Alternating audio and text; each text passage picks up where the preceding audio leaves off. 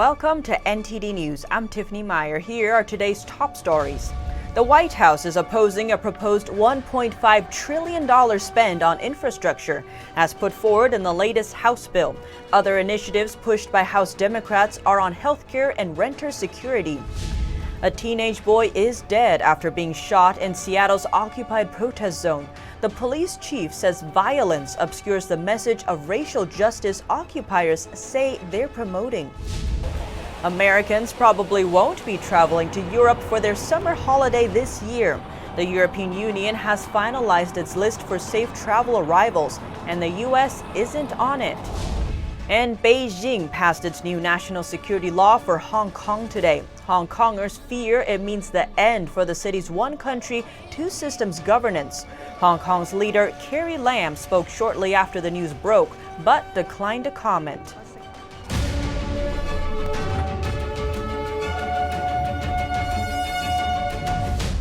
White House officials are reviewing reports that Russian intelligence paid the Taliban to kill American forces in Afghanistan. President Trump says the reports are not credible.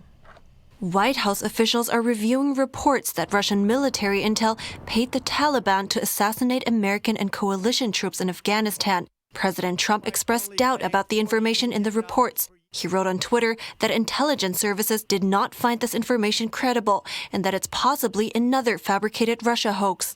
The New York Times and Washington Post were among the first to publish the claims. The Post said several American soldiers died as a result of the program. The reports cite anonymous sources.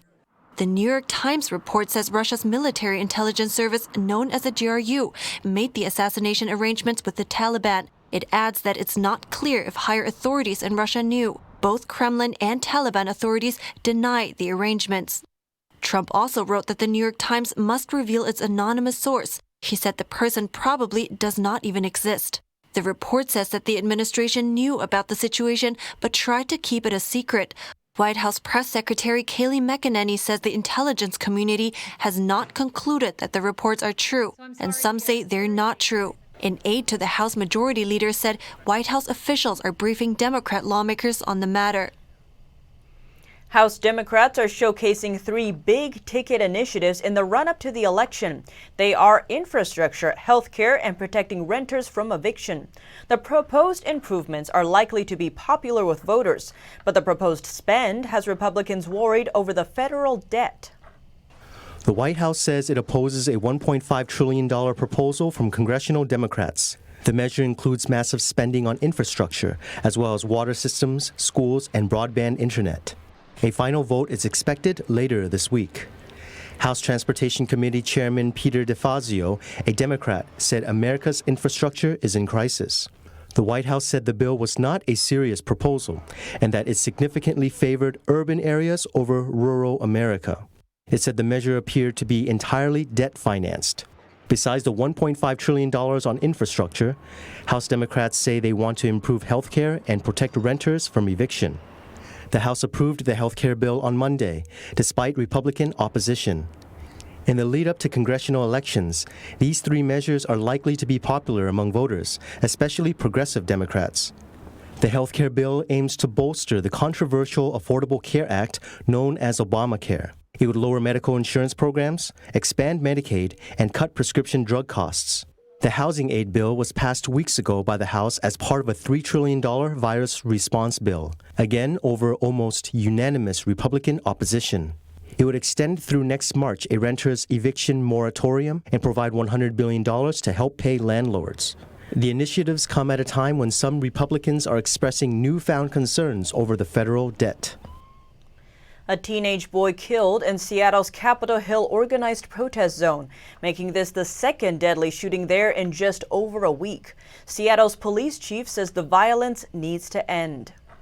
A 16-year-old boy was killed and a younger teen was wounded in Seattle's occupied protest zone early Monday. Seattle Police Chief Carmen Best says officers arrived around 3 a.m. after multiple 911 calls. Police found a white Jeep Cherokee riddled with bullet holes. We were told that there were two men inside the vehicle and both had been shot. When we got inside the CHOP, these men were gone. We were told the people who identify themselves as CHOP medics transported them in a private vehicle to Harborview. This is the second deadly shooting in the zone in just over a week. Seattle police left the East Precinct about 2 weeks ago after a standoff with protesters. Occupiers took over several blocks around the precinct and a park since then. Best says enough is enough. And we've had multiple other incidents: assaults, rape, robbery, and shootings. And so, this is something that's going to need to change. We're asking that people remove themselves from this area for the safety of the people. If they care about people, they're going to have to try to help us to make it safe. She says the shootings are obscuring the message of racial justice occupiers say they're promoting. Nearby businesses and property owners filed a federal lawsuit last week. They claim officials are depriving them of their property rights by allowing the zone to continue. U.S. taxpayers must file their 2019 tax returns by July 15th. The IRS is not extending the tax deadline. The 2019 tax filing and payment deadline is coming up on July 15th. It was postponed because of the pandemic. For people who can't meet the deadline, they can file for an extension to October 15th on the IRS website. The Treasury opted against a second postponement, which it was considering because of the pandemic. States may have different deadlines for their taxes. And in other news, several cities in the northeastern U.S. will get a special treat this 4th of July, military flyovers. The Department of Defense is playing the flyovers in cities that played roles in the American Revolution. Boston, New York, Philadelphia, Baltimore, and Washington are included. So is Mount Rushmore. About 1,700 service members will participate in celebrations across the nation. President Trump and First Lady Melania Trump will host the 2020 Salute to America on the White House South Lawn, an adjacent 52-acre ellipse. The president plans to kick off Independence Day festivities with a showy display at Mount Rushmore the day before. The event will include fighter jets thundering over the 79-year-old stone monument in South Dakota's Black Hills and the first fireworks display at the site since 2009.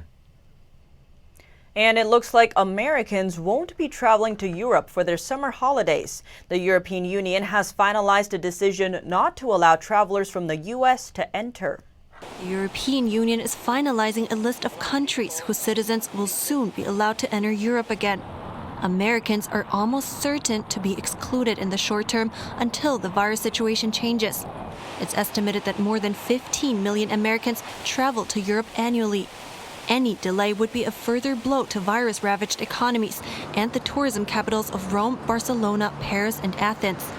In Italy, restaurants around the Trevi Fountain in Rome remain largely empty. Their workers say they depend on tourists from the U.S. The U.S. is a country with many inhabitants and the number of tourists is very high. They always come to Rome. They have always come. If they don't come, we will have far less tourists here. In the coastal Spanish city of Barcelona, food restaurants near the iconic Sagrada Familia Basilica are still closed. The basilica, visited by millions, remains closed and will only begin opening gradually to locals on July 4th.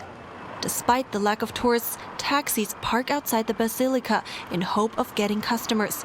Javed Iqbal was one of them, but his wait was in vain. He has driven tourists and locals around the city for the past 10 years and said that at least 20% of his passengers are American citizens. Now it is nearly zero. We are hoping things get better and for everyone to be able to come, whether they are from the United States or from Russia, whoever wants to.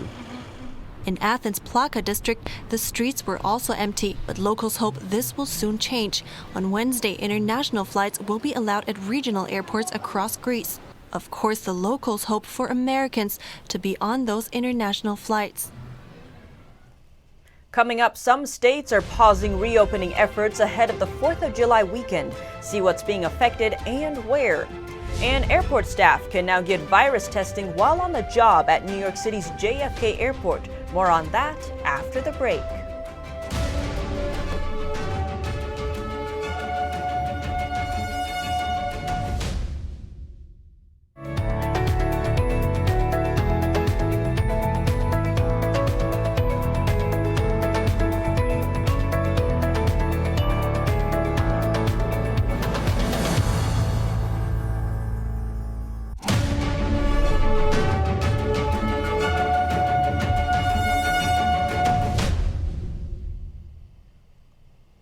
Some states are seeing a rise in virus cases. California is one of the latest states to pause reopening efforts ahead of the 4th of July weekend. California is rolling back some of its reopening efforts as confirmed virus cases rise. County officials are closing Los Angeles beaches over the 4th of July weekend to prevent dangerous crowding. Fireworks displays in the county will also be prohibited. California Governor Gavin Newsom ordered some bars to close earlier this week. The Cat and Fiddle Pub and Restaurant in Los Angeles just reopened its dining area. The manager is relieved that they don't have to close. We're in the fortunate situation that we also serve food, so we are a restaurant. So it's it's a good thing for us. I'm glad, especially since today is the first day that we're allowing dining customers that we're able to stay open. She hopes things can turn around quickly. The business is not what it used to be, and it's a different experience, but I think people are, getting used to the idea that this is going to be a normal for a little while. Public health officials identify bars as the riskiest non-essential businesses currently open. Last week, Texas and Florida shut all their bars. Arizona's governor also rolled back the state's reopening this week. He's ordered the closure of bars, nightclubs, gyms, movie theaters, and water parks. New York City has officially opened a virus testing facility at its JFK airport. It's the very first airport testing facility in the U.S., but it's currently limited to testing airline employees. Here at JFK Airport in New York City, vital diagnostic testing provider XpresCheck revealed a brand new virus testing facility. It's the first airport test facility in the country. Built inside a terminal, the facility's location means convenience for employees and passengers. The facility has 13 exam rooms and is capable of testing 500 people a day, 7 days a week.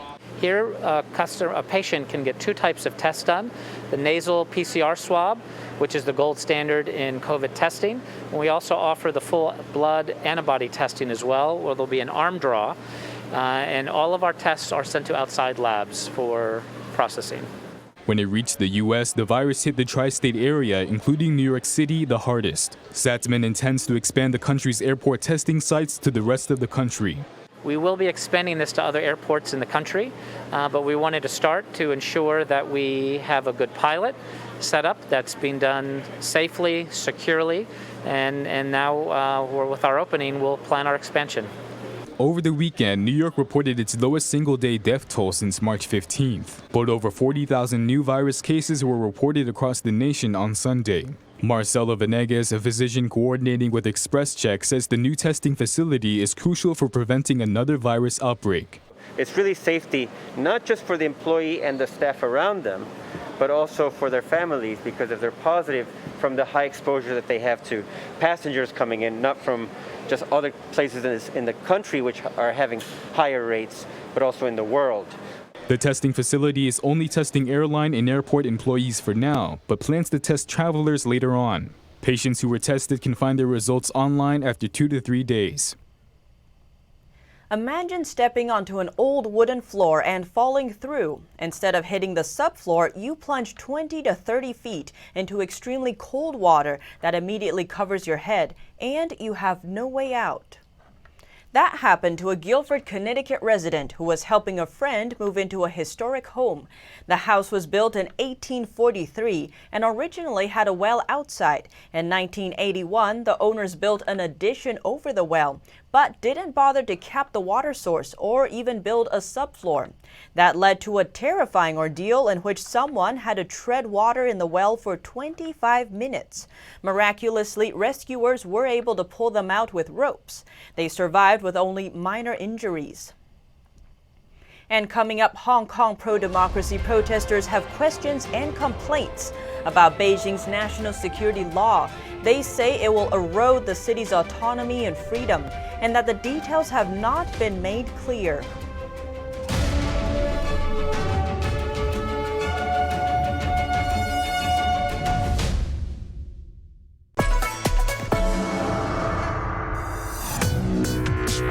Viewers have described China Uncensored like The Daily Show, but about China. At the beginning, I was super excited when I got 500 views, and now the show's grown to about 500,000 subscribers on YouTube. One episode reached 7.9 million people. I'm a little freaked out that many people have seen my face. In 5 years, I see China Uncensored as the sole source of edutainment worldwide.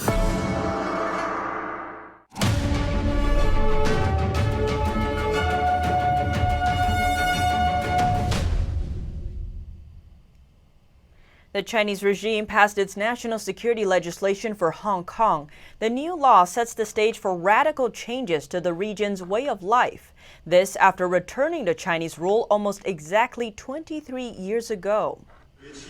China passed a security law that gives Beijing sweeping powers over Hong Kong Tuesday morning. The territory's cable TV, citing an unidentified source, said the law was passed unanimously by China's parliament. It sets the stage for the most radical changes to the former British colony since it was handed back to China in 1997. A draft of the law had not yet been published, but Beijing says it aims to tackle subversion, terrorism, separatism and collusion with foreign forces. There are reports that the heaviest penalty under the law would be life imprisonment. Hong Kong's leader Carrie Lam spoke shortly after news broke, but refused to comment. Beijing says the law will target only a small group of troublemakers and will not affect rights and freedoms, nor investor interests. But on Monday, Washington said it would end Hong Kong's special status under US law. That will stop defence exports to the city and restrict its access to high-tech products. Secretary of State Mike Pompeo said the US was left with no other choice and, quote, the Chinese Communist Party's decision to eviscerate Hong Kong's freedoms has forced the Trump administration to re-evaluate its policies toward the territory. It's unclear what specific activities are to be made illegal or what punishment they carry. However, Chinese state media already unveiled parts of the law. Judges for security cases are expected to be appointed by Carrie Lam. The national security law is expected to take effect immediately. Violations may result in extradition to China for trial and a maximum sentence of life in prison. Both violent and non-violent activities are included as crimes. And in related news, protesters in Hong Kong are expressing concern over the lack of details about the new law. They say it will bring an end to the city's independence and freedoms. Some are gathering in protest in a shopping mall to make their voices heard. With Beijing's draconian national security law to take imminent effect, Hong Kongers' voices are still calling out their objection. Gathered in a Hong Kong shopping mall and having heard the news, their pro-democracy protest continues. What they don't know yet is whether this kind of activity will be deemed illegal under the new law. This Hong Kong resident says the law is very vague. He says most people don't know what the law specifically prohibits or what the punishments will be. Most of the Hong Kong people, indeed all of them, have no idea what even the law is, and no idea what the provisions are, and what are the punishment, and what are the so-called the punishable acts. But they do know that the law wasn't passed according to the One Country, Two Systems agreement put in place when the region was handed over to China from British control 23 years ago. The framework was set to protect freedoms unavailable in mainland China for at least 50 years. Based on the One Country, Two System, Hong Kong's own law should be passed in the Legislative Council in the Hong Kong way, but not in the Chinese way. This student says Hong Kongers have had no say in the law, and it was passed through improper channels, overriding Hong Kong's own legislative body. Local activists in Hong Kong are still urging people to take to the streets on Wednesday, July 1st, to protest. Police have banned the gathering. The organizers of the event include pro-democracy group leaders, the chairman of Hong Kong's Democratic Party, district councillors, and lawmakers. The UK expresses its deep concern over Beijing passing the so-called national security law. It fears that Hong Kongers could soon lose their freedoms. Our UK correspondent Jane Werrell has more. There are fears that Hong Kong's unique freedoms are at risk as Beijing increasingly draws the city into its orbit. The UK Prime Minister saying he will scrutinise the text of a new law once it's out and translated. Beijing passed the law before publishing full details of the legislation. He expressed his concerns this morning. We are obviously deeply concerned about the decision to pass the national security law in Beijing as it affects Hong Kong. In the House of Commons, Raab said he will bring it up with the UN. The success of Hong Kong, the entrepreneurial spirit, the vibrancy, the economic success, has been built on its autonomy in the one country, two systems paradigm. That clearly is at threat. There are fears that human rights violations happening in China could extend to Hong Kong. Concerns are real in Westminster here, not just from myself as chair of the APPG and Freedom of Religious Belief, but indeed from many others who have concerns for those citizens in Hong Kong who will then be subject to a law in China that quite clearly is there to support the state and to suppress religious freedom, to suppress human rights and to suppress equality issues. There's a push for a global response, with evidence showing the Chinese regime's human rights abuses of Falun Gong practitioners, Christians and Uyghurs in Xinjiang. Some people say that Hong Kong will become the new Xinjiang. And that might seem like a huge overstatement. You might look at Hong Kong now and say, well, it's nothing like that region. How could it become that way? But I suggest that those who are saying it could never happen do not understand the Chinese Communist Party and the way that they see independence or successionist efforts. The UK Foreign Secretary has promised the UK would follow through with its offer to extend visa rights to about 2.9 million Hong Kongers. An urgent question on Hong Kong is expected in Parliament tomorrow. Jane Werrell, NTD News, London.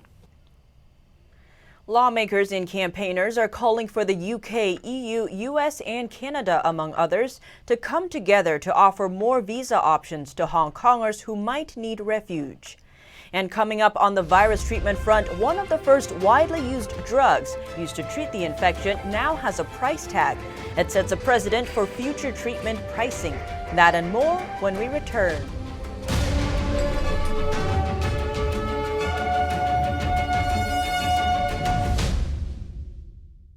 Our investigative reporters at the Epoch Times have spent 18 months uncovering the biggest political scandal in modern history.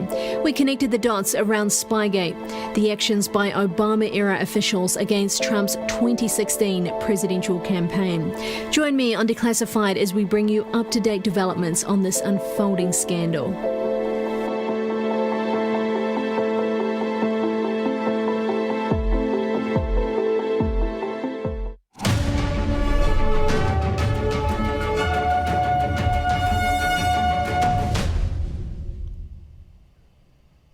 It's as much a piece of art come to life as it is a circus, Cirque Du Soleil.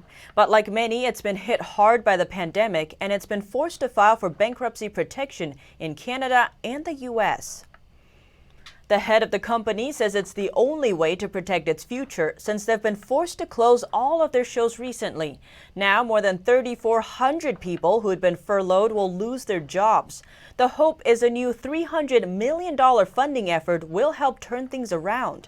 They're also looking to raise at least $20 million from their biggest backers.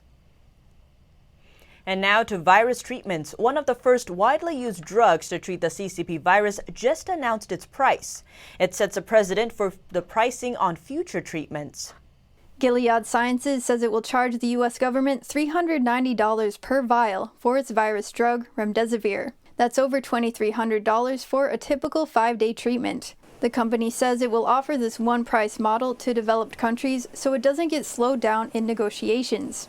Once the supply is opened up, the company will increase the list price for private insurance companies and other commercial payers. They will charge $520 per vial in the U.S. That's over $3,000 for a 5-day course. Remdesivir is one of the first drugs available to fight the virus. U.S. regulators authorized it in May after a trial found it sped recovery by about 4 days. The price decision is important because it sets the precedent for how much future COVID medicines might cost. Pending home sales staged a record rebound in May. It's a sign that the housing market is snapping back faster than expected. The number of Americans signing contracts to buy existing homes jumped by the most on record in May.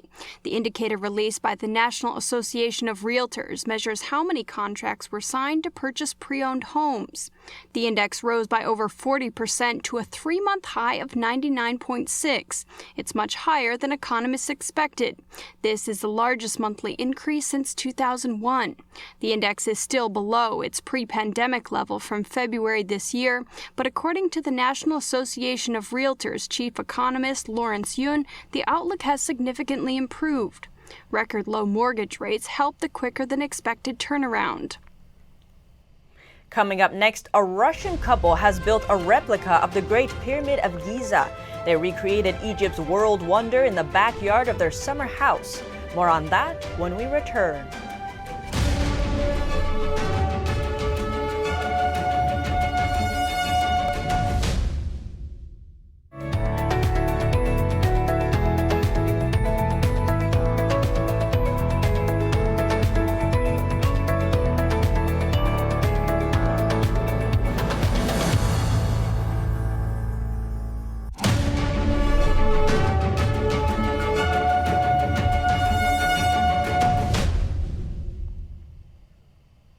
A Russian couple has created a replica of the Great Pyramid of Giza.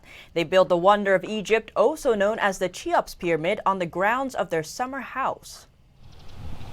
The pyramid owner and his wife built the replica 19 times smaller than the original and made it from concrete blocks, but care has been taken to ensure the proportions remain exactly the same.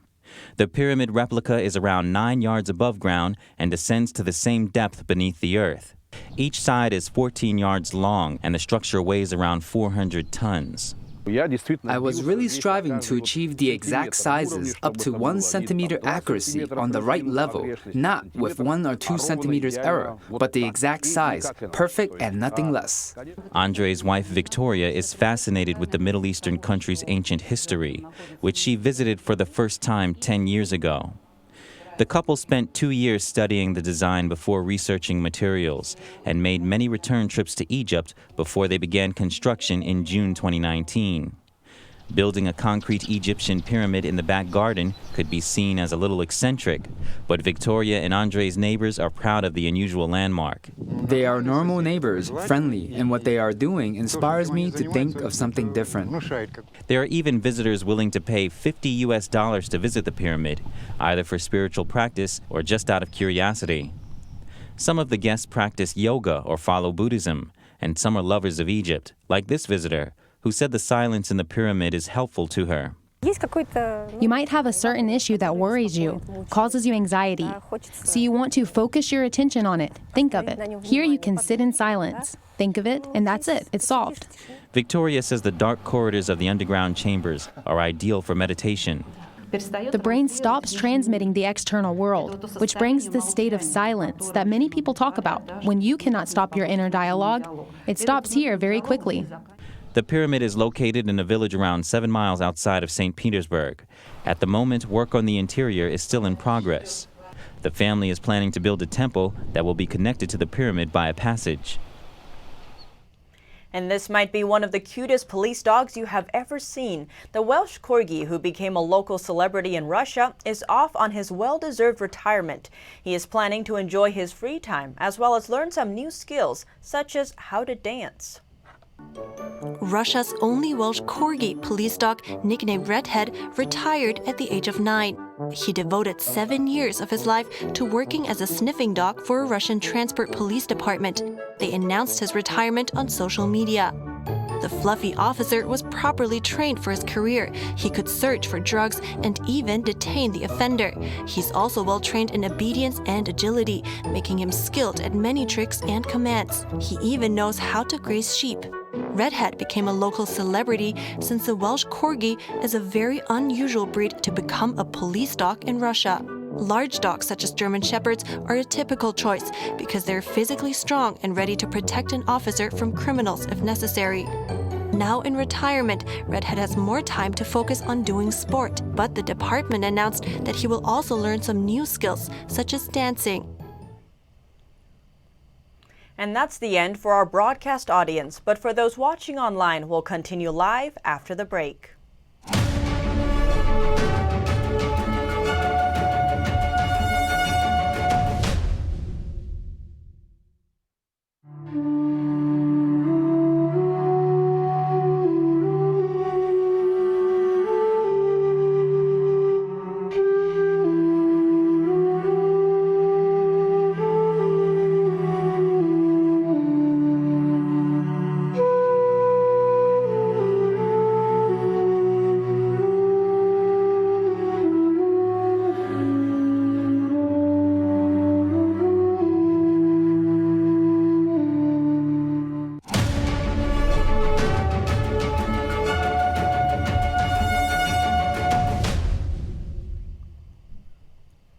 The Supreme Court rules a Louisiana abortion law unconstitutional.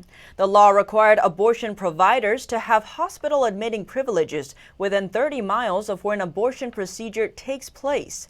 It would effectively force 2 of the state's 3 abortion clinics to close. The Supreme Court ruled 5-4 against it. Chief Justice John Roberts sided with the liberal wing of the court in his decision. Louisiana argued that the law can screen out incompetent physicians and promotes good health by making sure a patient who suffers complications can be promptly admitted to a nearby hospital. Justice Stephen Breyer wrote that the Louisiana law is almost the same as a Texas law the court struck down in 2016. The Supreme Court has shown itself to be open to considering abortion legislation based on the protection of the life of the baby, but supporters of this law say it was more aimed at protecting mothers from unsafe procedures. New York City's famed Empire State Building symbolizes the challenges many commercial spaces are facing as the U.S. works to reopen and get back to business. For now, only around 20% of its worker population is expected to return to the building. New York City's Empire State Building has been a symbol of America's economic might for almost 90 years. But today, it's also a symbol of how the country is struggling to adjust to a new, more restrictive way of life. The 102-story Art Deco skyscraper is home to numerous businesses, including LinkedIn and Expedia, and a famed tourist magnet for its observation deck. That won't welcome visitors until next month, but phase 2 of the city's reopening does allow for some office tenants to trickle back in, where they will face a new normal. We will have business as usual in an unusual way. Anthony Malkin is chairman, president, and CEO of Empire State Realty Trust, which owns and manages the building. He told Reuters those returning are not only required to have their own masks and hand sanitizer, as well as get their temperatures checked at the door, but also to be prepared to face the walls once inside the elevators. When they get to the elevators, there are decals on the floor. They tell you not only where to stand, but in what direction to stand. So we have out in our elevators, the instruction is face the wall. Why? So you're not breathing towards the center. How many companies will return to the building still remains to be seen. Most, like LinkedIn and luxury watch brand Bulova, have opted to extend work-from-home arrangements. Global Brands Group, which owns Calvin Klein, among other brands, signed a 15-year lease for 6 floors of office space in 2011, but has already told employees they will never be required to come back to the office. And this month, beauty products company Coty signed over 50,000 square feet of its Empire State Building office space to LinkedIn. Based on a tenant poll, management expected just 15 to 20% of the building's usual 15,000 worker population to return during phase 2, which could spell trouble for building ownership and other commercial real estate companies across the city and beyond. But some tenants are digging in. Creative content platform Shutterstock, which signed an 11-year lease in 2013 for 85,000 square feet of Empire State Building space, said it's following authorities' guidelines about how and when to return. The biggest question mark, however, may be the building's observatories and accompanying exhibits, with summer tourism plunging and new restrictions for visitors. The observatory raked in over $125 million in revenue in 2019, more than a fifth of management's total revenue for the year. And in New York City, a double homicide is adding to a dramatic spike in shootings.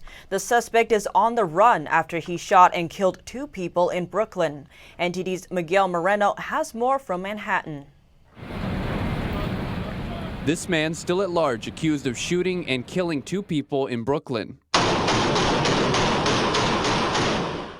47-year-old Charles Hernandez allegedly fled the scene after firing over 20 rounds based on the video. Reports say Hernandez is an ex-convict sentenced to jail twice for weapons possession, assault, and other charges. Released on parole in 2018. But this is just one shooting amid a violent spike in the city. 72 shooting victims last week compared to 14 last year, a 414% increase. A New Yorker told us he thinks criminals are taking advantage of the push to cut the NYPD's budget. I think people are just taking advantage of the fact that people want the NYPD defunded. So, I mean, people are taking that into effect, and if you take the NYPD's hands-off approach in certain neighborhoods, it's not worth them catching charges or losing their potential jobs.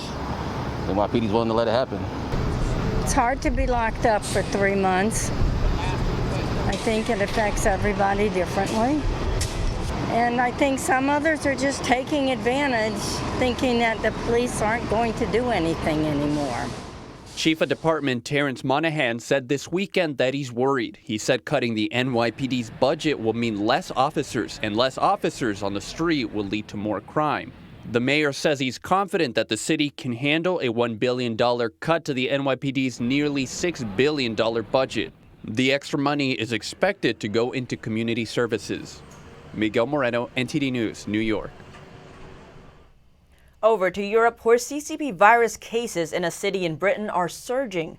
The city has to keep current restrictions in place and is even facing a possible local lockdown. NTD UK's Neil Woodrow brings us more news from Europe. Thanks. Welcome to NTD UK, bringing you UK and Euro news. A city in England is seeing a surge in CCP virus cases. The UK government is recommending Leicester maintain current restrictions for 2 more weeks.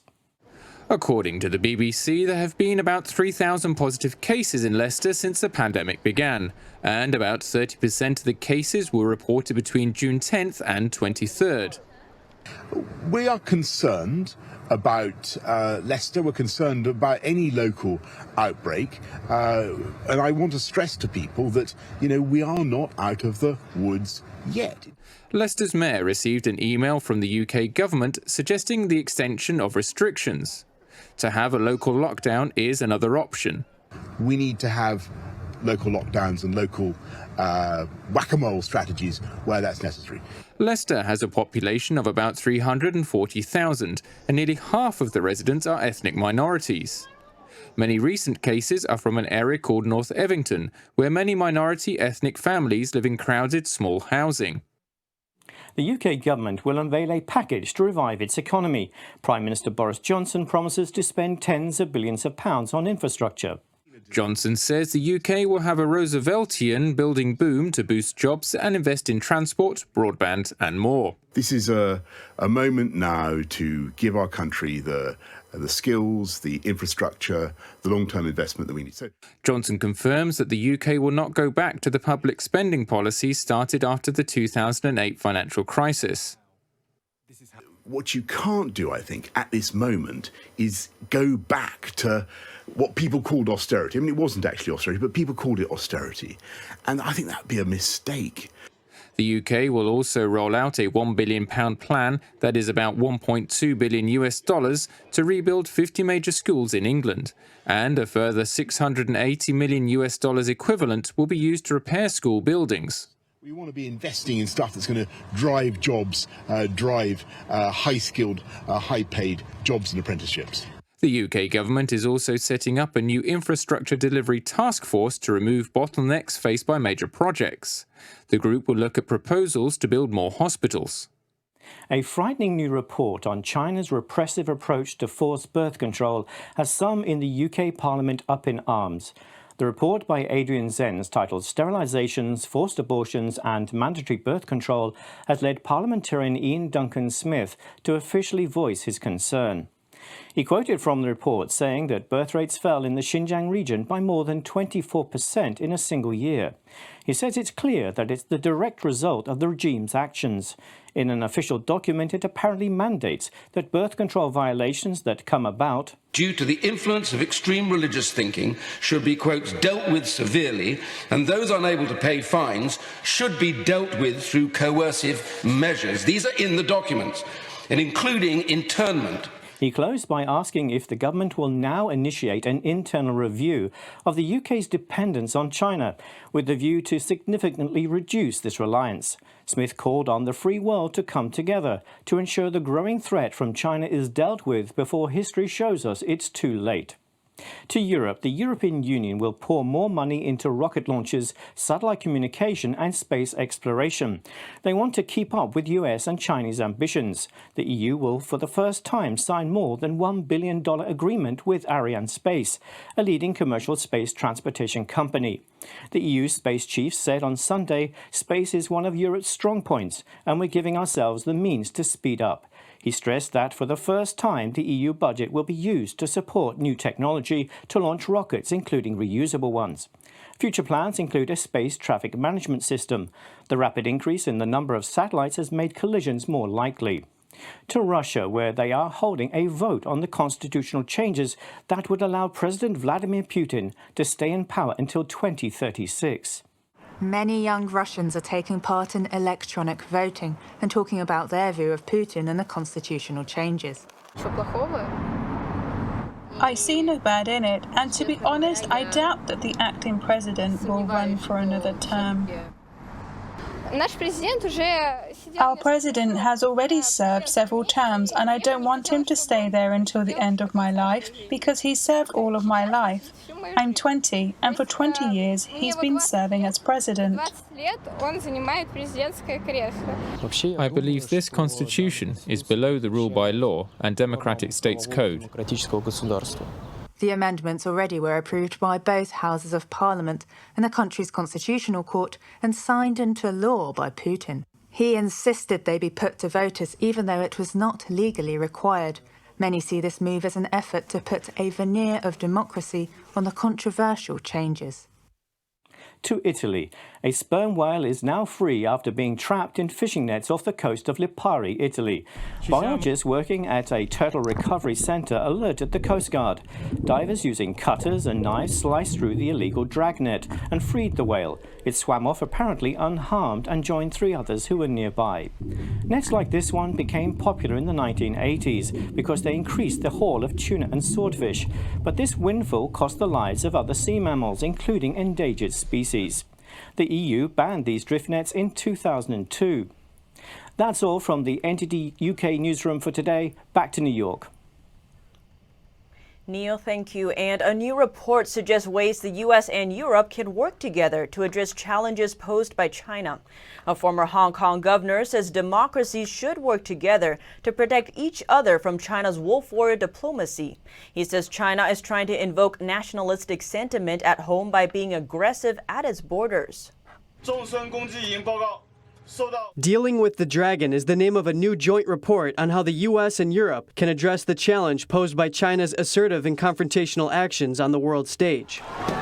Lord Patten was the last governor of Hong Kong under British rule. He says the UK needs to be less dependent on China, stop China's predatory purchase of British high-tech companies, and stand with other democracies around the world. I think in particular, we should work with our friends in liberal democracies in order to try to ensure that we stand together when one country or other is hit over the head by these wolf warriors. So we should have all been... Wolf Warrior is the name of a series of Chinese films in which Chinese special forces defeat American-led mercenaries.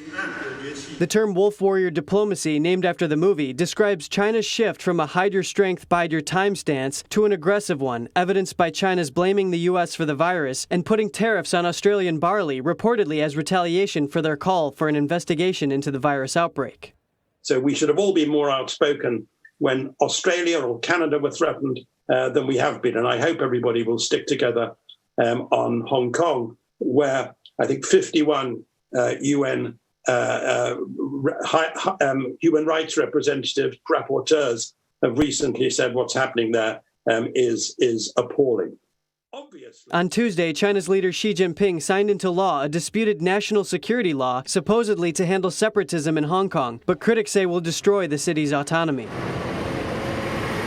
China took an aggressive posture in the Galwan Valley at the China-India border. In the clash, 20 Indian soldiers died and the number of Chinese casualties is unknown. Lord Patton suggests the CCP's aggression towards India and in the South China Sea is to gain nationalistic support. I imagine that the important reason for that is that the leadership are keen on whipping up nationalist sentiment because they're finding any appeal to the moral case for what they're doing is pretty threadbare. So I imagine it's a sign, in a way, not of Chinese Communist Party's strength, but that its nervousness about the existential risks to its control. Kevin Hogan, NTD News. And that's all for now. Thanks for tuning in. Catch up again at 6:30 p.m. Eastern Time. I'm Tiffany Meyer.